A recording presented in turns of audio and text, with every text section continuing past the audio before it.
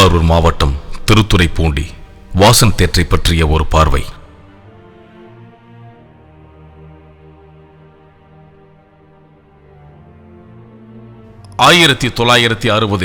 AVM Meiyappa செட்டியாரின் தயாரிப்பில் உருவான களத்தூர் கண்ணம்மா என்ற திரைப்படம் அதே ஆண்டு 1960 திரு சீனிவாசன் செட்டியாரால் கட்டப்பட்ட வாசன் திரையரங்கில்தான் முதல் திரைப்படமாக ஜெமினி, சாவித்திரி, கமலஹாசன் நடித்த களத்தூர் கண்ணம்மா என்ற திரைப்படம் திரையிடப்பட்டது.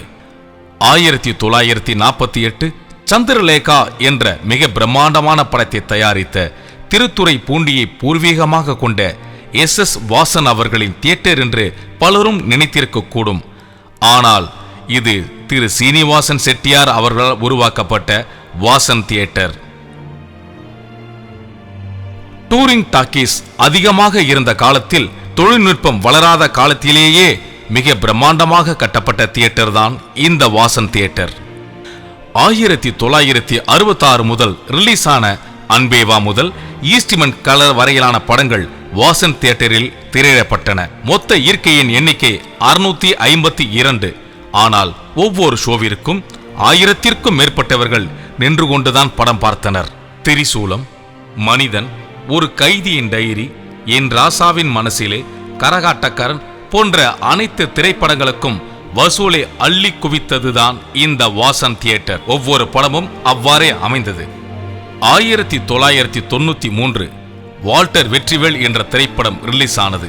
அப்பொழுது 7 நாட்களாக ஹவுஸ்ஃபுல் என்ற போர்டை முதலில் வைத்தது இந்த வாசன் தியேட்டரில்தான். அட்வான்ஸ் புக்கிங் என்று இப்பொழுது நாம் கூறுகின்றோம் அல்லவா, அதை முதலில் அறிமுகம் செய்த பெருமை இந்த வாசன் தியேட்டருக்கு மட்டுமே உண்டு.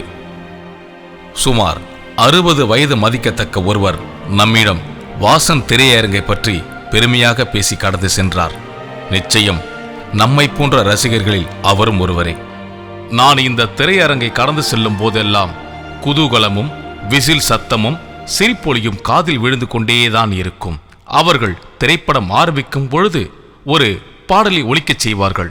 ஒரு மாலை நேரத்து மயக்கம் என்ற பாடல் ஒலித்தால் நாம் கடிகாரத்தை பார்க்காமலே சரியான நேரத்தை சொல்ல முடியும். சுமார் 60 வயது மதிக்கத்தக்க ஒருவர் வாசன் திரையரங்கை பற்றி சிலாகித்து பேசிக் கொண்டிருந்தார். அதை கேட்ட நொடி முதல் நானும் ரசிகனாகிவிட்டேன் அத்திரையரங்கிற்கு. மீண்டும் இத்திரையரங்கம் புது பொலிவுடன் பூத்து குலுங்க வேண்டும் என்பது இந்த ஊர் மக்களின் ஆசையாக உள்ளது. அவர்கள் நினைத்தது போல பூத்து குலுங்குமா? இல்லை, நாகரிகம் வளர்ந்ததால் இந்த வாசன் திரையரங்கம் மால் என்று சொல்லக்கூடிய வணிக வளாகமாக மாறி வாசன் தியேட்டர் என்ற அடையாளத்தை தொலைத்து விடுமா என்ற கேள்வியுடன் எனது பார்வையை முடிக்கின்றேன்.